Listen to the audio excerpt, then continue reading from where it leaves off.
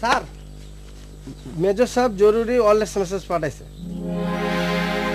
কি মেসেজ বলো তো?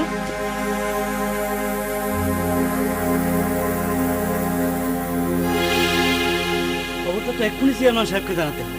ওঠো।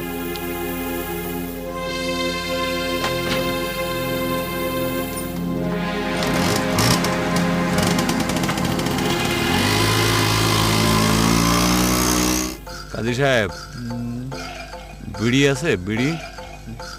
জি না, আমি আগেই তো কইছি আমি বিড়ি খাই না। ও, বিড়ি খাতি না পারলি পরে আমার মাথার চাঁদি আবার গরম হয়ে যায়। উফ, ইসলামে ধূমপান নিষেধ আছে, মুসলমানের জন্য ধূমপান হারাম। আপনিও ছেড়ে দেন। আচ্ছা ঠিক আছে, ছাড়িয়ে দিলাম। হাদিস বলে কথা, আজকের থেকে ধূমপান বন্ধ, সারা জীবনের জন্য নেশা করবো না। ছাড়ি। কাজী সাহেব, খাওয়া দাওয়া কিছু হয়েছে? জি না। ক্ষুধায় কি আপনার পেট এখনো চোচো করতেছে?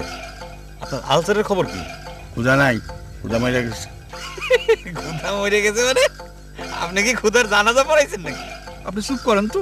কাজী সাহেব, আমারে কিসের জন্য বাঁধিছে সেটা তো আমি জানি, কিন্তু আপনারে বাঁধলো কিসের জন্য সেটা হিস্টোরিটা একটু কম তো একটু শুনি।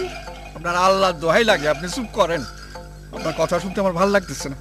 আচ্ছা ঠিক আছে, চুপ করলাম।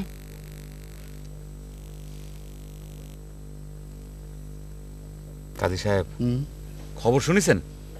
কিসের খবর? শুরু হয়ে গেছে। কি শুরু হয়েছে? ইন্ডিয়ার থেকে মুক্তি বাহিনী যাকে যাকে কিলবিল করে এই দেশে ঢুকতেছে। এই খবর পাওয়ার পর পাকিস্তানি মিলিটারি করে কাপড় চোপড় নষ্ট হওয়া শুরু হয়ে গেছে। কিসের জন্য একটা গন্ধ পাচ্ছি। কাজটা কি আপনি সেরেছেন? আপনি আর একটু এখানে অপেক্ষা করেন, আপনার কাপড় চোপড়ও নষ্ট হয়ে যাবে না। আপনি একটু সোজা হয়ে বসেন তো। কত সোজা হবে? আপনি কি এটা বিছানা পাইছেন নাকি? আমি আলসারের রোগী। আপনি একটা ল্যাপ কাঁথা বালিশ এনে দে, আপনি আরো আরাম করে শোন। চেয়ারম্যান সাহেব, যদি বেয়াদবি না নেন তা এখন কথা